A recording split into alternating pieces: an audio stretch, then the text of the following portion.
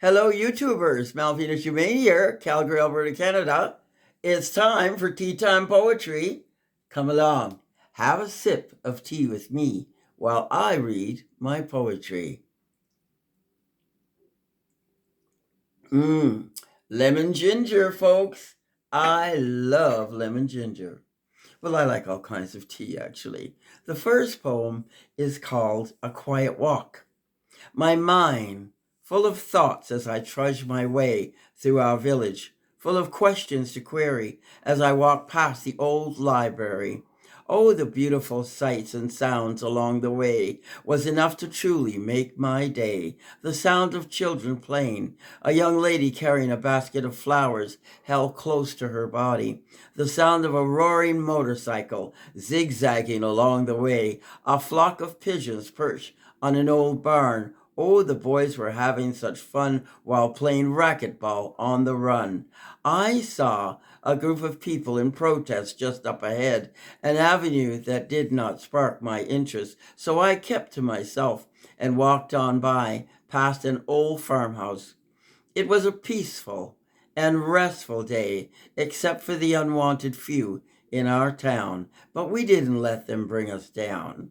In the distance, I could see my destination, a rugged old farmhouse, the home of Mrs. Green.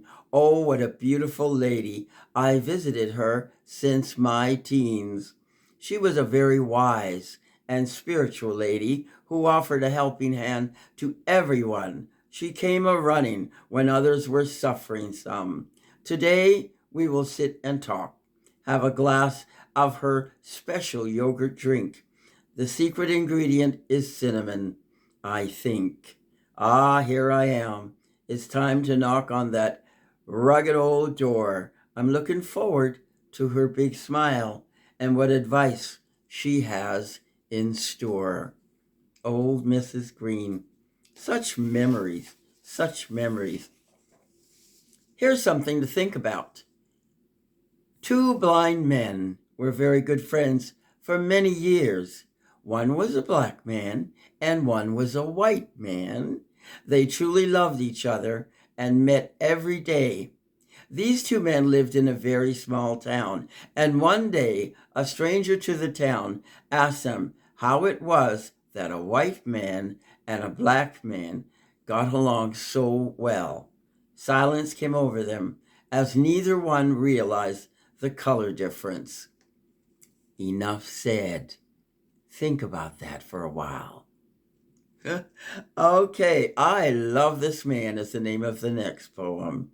It's difficult for many to understand when I say, oh my, I love this man. Our bodies will never come close. Our lips will never touch. Oh my, I love him so much. He is the memory that stays alive within my heart, a surreal presence I know we'll never part. That was written October 25th, 2016. These are all over the place, written different years. Here's a poem I want you to think about. It's called You Didn't See Me. Now, when people look at me, I really want them to see me. And when someone says, I didn't see you, I just think that's terrible. They didn't see me. They're looking right at me. Why didn't they see me? Anyway, let me read the poem for you. You didn't see me. Did you know that saying you don't see color is actually racist? One might wonder about that a while. I've never really thought about it. Well, there's always a first time. Today, a gent told me, and I'm still wondering why he spoke in the first place. No one was speaking to him, but out of the blue, he states, I only see white. I'm colorblind. A friend told me she understands the comment because years ago she never saw color at all, only people. Well, now that brings on a beautiful thought. The world filled with differences, colors, shapes, languages, and all, but yet we see everybody as one. Oh my, that has to be amazing and absolutely delightful in a way. Can you imagine the tranquility that would fill the earth shaking hands, hugs, and smiles galore. But I ask myself, wouldn't that be a bit of a bore? It is nice, but difference is a good thing.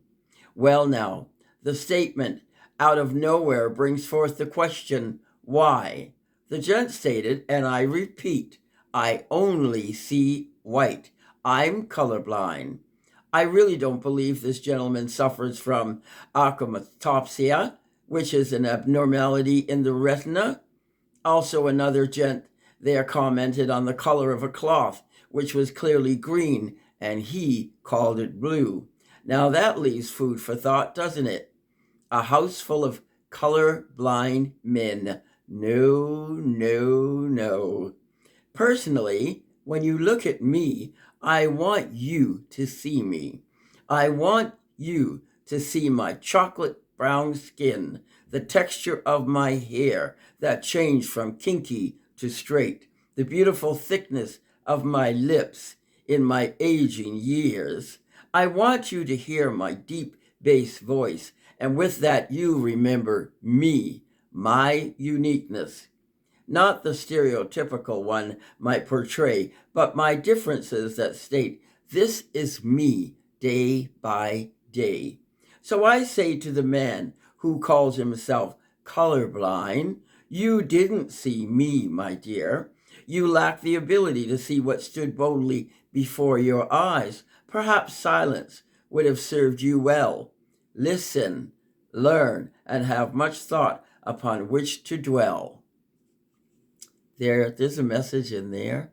I hope you get it. It's nice to look at someone and see them exactly what they look like. See them, appreciate them, like the difference. Differences are marvelous.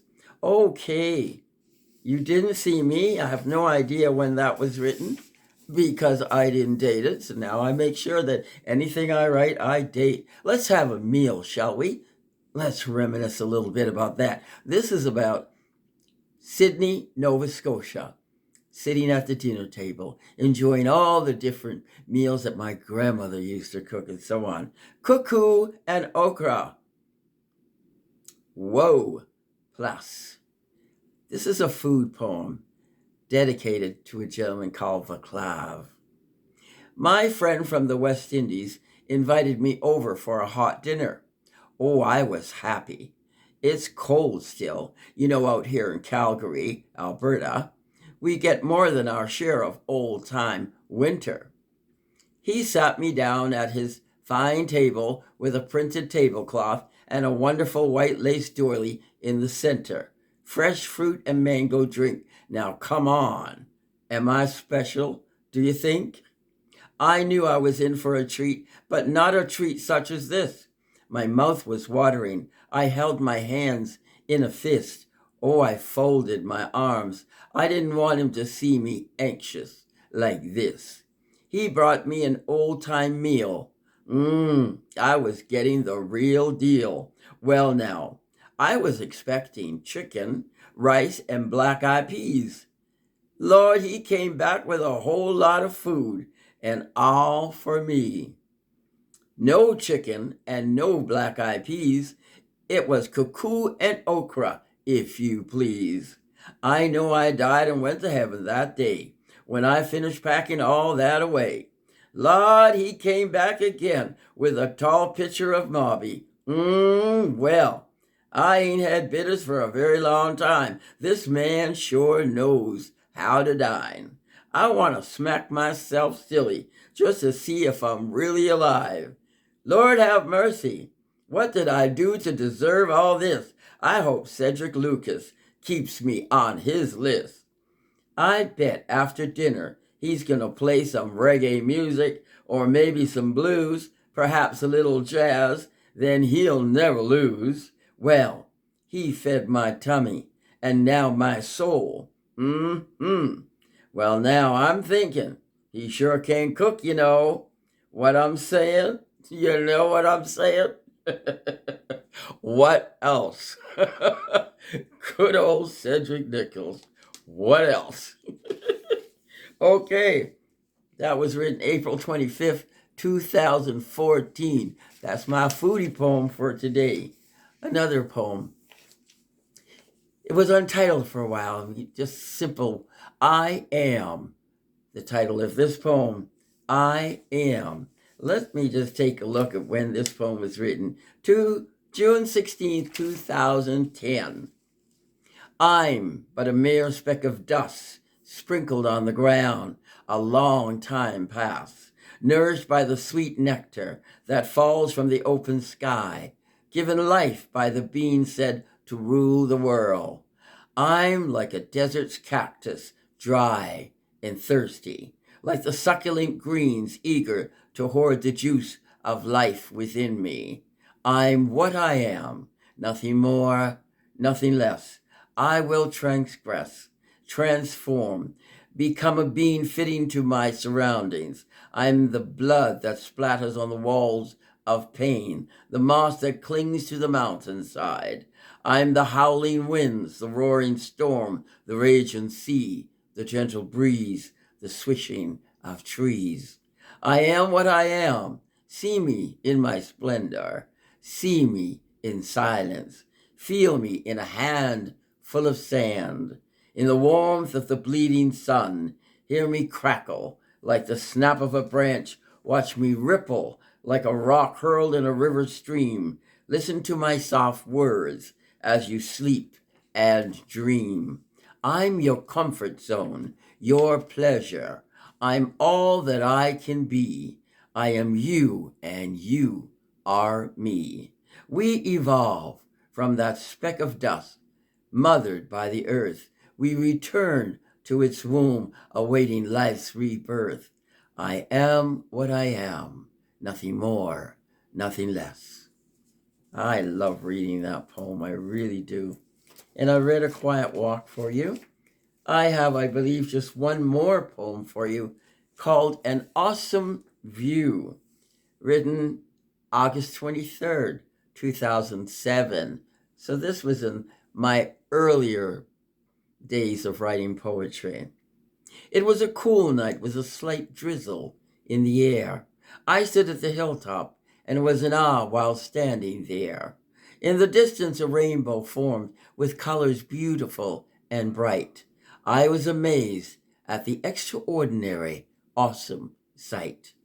I see mirrors within the still waters, a half moon toward the sky. I see shadows of large creatures that glide slowly by. The colors are vivid, with sprinkles of periwinkle blue and vibrant dashes of mauve spiritually coming through. A lip formation of moss resting upon a soft face of sand welcomes the touch of the Lord's divine, glorious hand. I picture the eye of God in that half moon up above, sending showers of heavenly tears to all with his love. The vast ocean resonates a tranquil, serene peace, yet powerful enough to devour the largest of all beasts. The Lord has so much love for all of you. God's gift to man are these wondrous, awesome views. I want to thank you all for listening. I'll mention one more thing. I'm wearing a new wig, as you can see. Let me take the glasses off. There you go. I'm wearing a new wig today. And the name of this wig is Melvina. And you can find it at www.gettingwiggywithit.com. I hope you come by, take a look at all the marvelous wigs that my daughter has put out there, and enjoy some. Change up is good for the soul. Thanks for coming by. God bless you all.